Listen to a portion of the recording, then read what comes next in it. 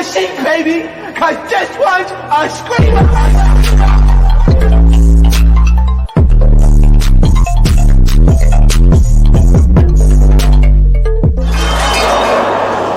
Are you not entertained? Are you not entertained? What is going on, entertainers? I'm coming to with another video. We talking Greek life. To me, Greek life is a little bit like Baddies. Like, it's a little bit, I wouldn't say unwatchable, but like pointless. So they start off with the first challenge, and y'all, Greek life has turned into what I call ghetto Degrassi. Them bitches dissect the animals. They start dissecting the frog, and the challenge is to basically point out the body parts of the frog. And at one point, they had to kiss the frog, which I'm like, is that even sanitary?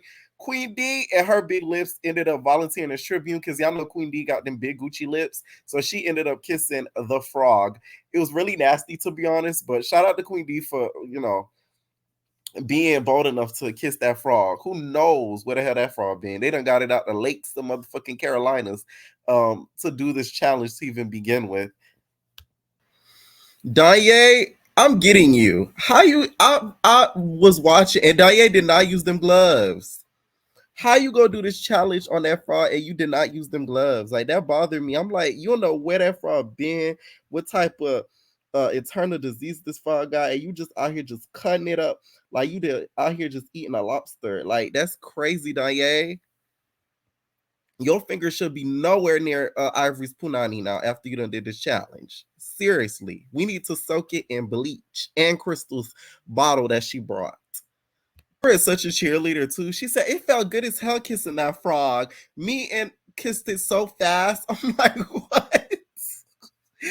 Here is the thing though. I understand the one to win because it is the 100K on the line. So I get it, but she was a little bit too happy and cheerful by kissing that frog. I'm like, damn, girl, it looks like you ain't got no play in a minute. Like, god damn.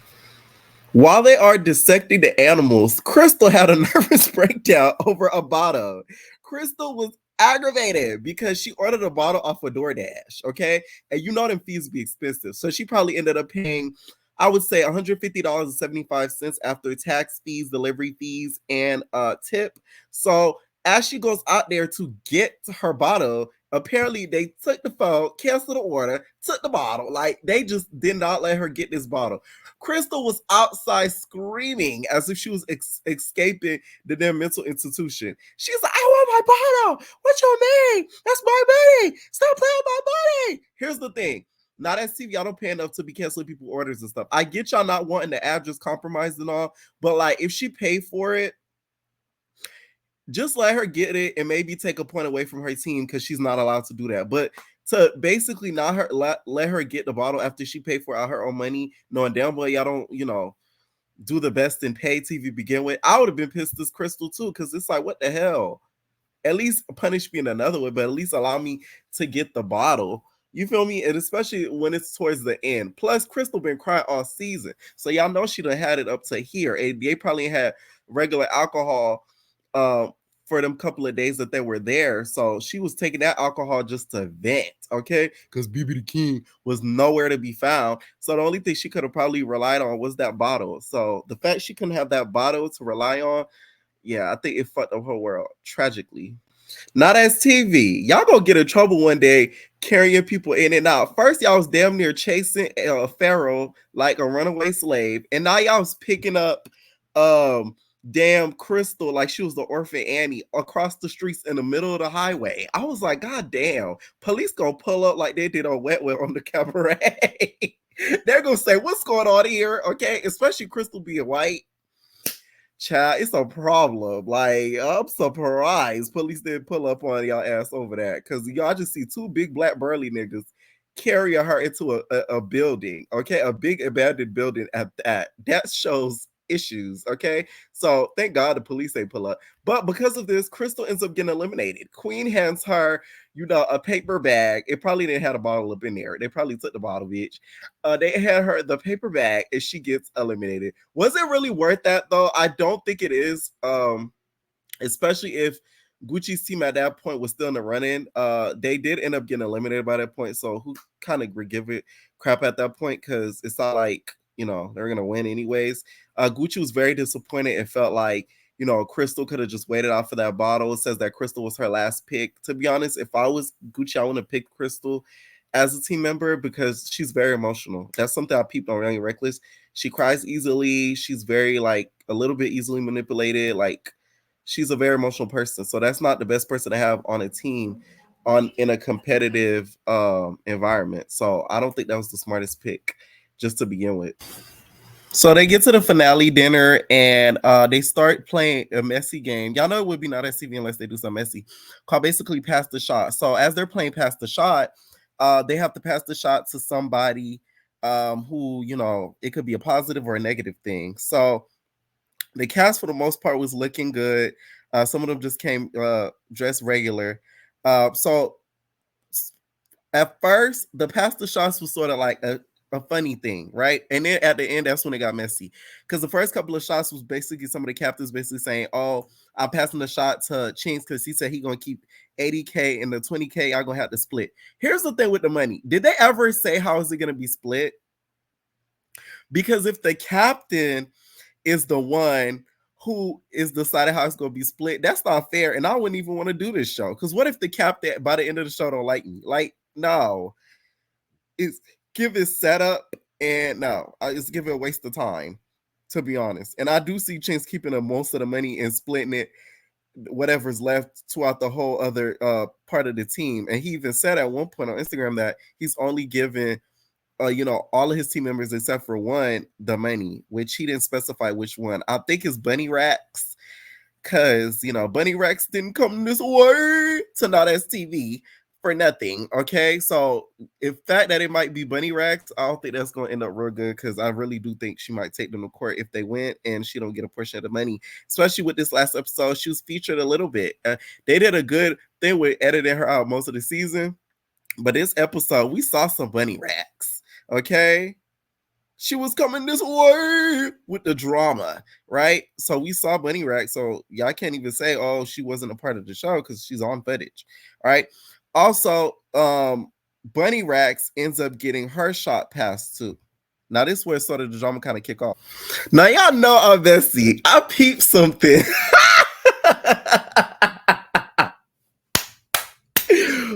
When I tell y'all I peeped everything, I was like, okay, like I put 2 and 2 and then 3 and 4 together, and then I made it into an equation and it equaled to what makes sense. So during the shot challenge, Kenzie passed it to Bunny Rex. So that's when Bunny Rex had said something towards I believe Barbie, and then also Mac had said something too, because Mac was already talking before Kenzie was, and that's what Mac was making a little funny joke or whatever, and said, oh, I swear they said that you just got your makeup done, like you finna go into the mortuary, like you finna go down under. So then he sat down, but then he said something else under his breath, or he said something else to somebody next to him. That's when Bunny Rex ends up getting mad. It was like, oh, what'd you say?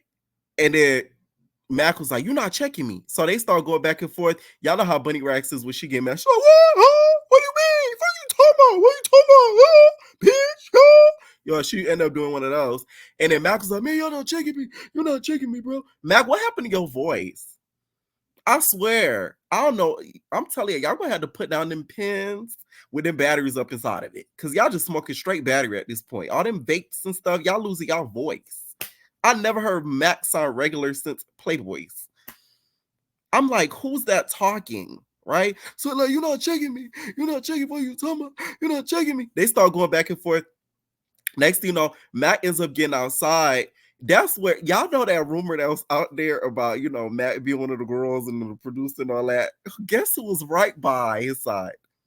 Da da da da, right. You were by my side. Oh, I'm not living right. I'm not living if you weren't by my side. Okay. I need your energy. He was right by his side. I said, oh, okay, now it's clicking. Y'all know I be peeping. I'm like, whoa, no, okay. Connect the dots, touch my belly. Okay, like, yeah. Let's piggyback, y'all. So they allow Landon and Maul to fight. The way the fight went, from my opinion, I said Landon and Maul, Pootie and Maul to fight. The way that they fought, in my opinion, I feel like Pootie won. Just from how I seen it, he flipped Maul over by like 2-3 times. Of course, Pootie has a lot of height on him, which helps, but I wouldn't say he whooped Maul's ass. That Maul is he's like a gay squirrel, like dangerous. You feel me? Like they just a scrappy mother. You feel me? Like that's to me Maul. So you didn't whoop him. Now you may have won because you got the best of him for the most of the fight, but I wouldn't say he beat the heck out of Maul. I do not think he took the king title away from him. I will say that, but I don't think you have the king title anymore, Maul. Two things could be true at once. Pootie didn't take it, but you no longer have it. Okay? You no longer have it. That's all.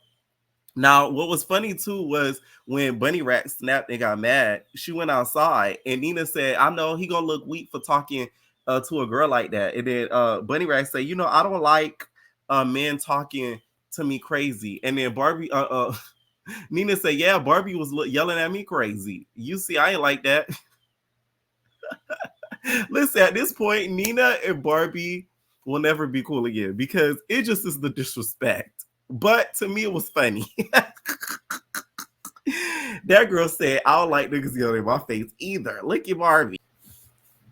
So then we get to the Zodiac sister, Monae. So she says, I'm passing the shot to that be talking on live, that be faking it in person, but be talking ish on live. Okay, it was the ooze for me. Barbie so damn obnoxious. Her ooh was the loudest. All you heard was ooh. I was like, girl, if you don't shut the that had me crying. Like that was really, really funny to me. Cause you did not have to say ooh that hard, Barbie, as if she slapped the dog ish out of Holly or something. Like, damn. So she called her out. Apparently she was talking crap and on live, and Monae was lurking on a fence though, which I'm like, that's so childish in high school. But Holly, if you was doing that, that's fake. Because why didn't you say that to her face? Apparently some of the people felt like Monae was trying to like gain storyline. I don't think that's the case because one, it's the end of the season. I think that's like almost the finale. I think next week is. So it's like, I don't get how she's starting to start a storyline when it's like, y'all about to be up out of there. I just don't get that. Landon was sort of instigating the situation and sort of picking. That's when we see Solo get up. I was kind of glad Solo did that because Landon does do that a lot. He kind of inserts himself in situations that have like literally nothing to do with him, which is like, why are you talking? Like, it's like that literally had like nothing to really do with you, to be honest. I know you're on Holly's team, but it's between them at that point. It's not like a dude was jumping in on freaking Monae's side and talking. Then you would have the right to speak up, and that's why Solo did what he did. Solo, when I tell y'all, when that voice get high pitched, what are you talking about? How big I am? When that voice get high pitched, that's how you know Solo mad. Okay, he wanted to beat the ish out of Landon. They had to take him. They had to separate him so that way he wouldn't try to beat the crap out of Landon. Like security had to sort of literally put him to the side for that not to happen. So Pootie decides to pass his shot to Maul, saying that he, you know, he was the one who took the king title away. Maul ended up doing a passing the shot to him, saying, I'm passing the shot to somebody that I beat the F up. It was just funny, them two going back and forth. And then next thing you know, Pootie basically calls out Maul's son, calls him the F word and all types of ish. Billy couldn't take it. It was messing with Big Billy's emotions to the point where she went outside and tried to smoke and smoke a cigarette, and she didn't even want them to record her smoking a cigarette. Thank you, Billy, for having couth, unlike that bitch Kai, and not letting them let them film you smoking a cigarette. At least you have some sort of class about yourself. See, I like Big Billy. Okay, she might turn into a beast every now and then, but she got a little bit of class. I appreciate that. Speaking of Kai, she ends up going outside and basically instigating, telling Big Billy that, you know, Fly Nye passed her shot to girls who I guess don't stand on business and who be picking and choosing. So she told Big Billy, and Big Billy did what Big Billy did. She busted up in there like King Kong, started beating on her chest, tried to get past through security, and they didn't let her get past. I will say though, Fly Nye, you need to get Kai. Nishi, get her. Get her! I just want you to get her. This one good time for me. Just one good time. Just one good time. Okay? That's all. After that happens, Pootie also passed his shot to Jazz for being like Ivory's shadow, which I will say, like, I'm kind of glad Jazz isn't like Big Ivory because I'm not the biggest fan of Big Ivory, one. And two, like, that's good that she's not like her sister. Like, that'd be bad if she came in on the same time with her sister because she's trying to be her sister. She's being herself. Is it the most interesting in regards to reality TV? No. It's actually very, not that entertaining. But, it is what it is. All right.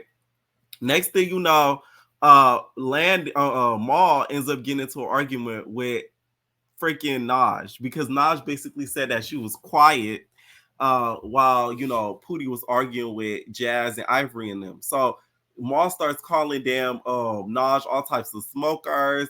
It's the most shit. Listen, I done told y'all, Naj before didn't look the same as Naj looks now. It is giving a lot smokerish.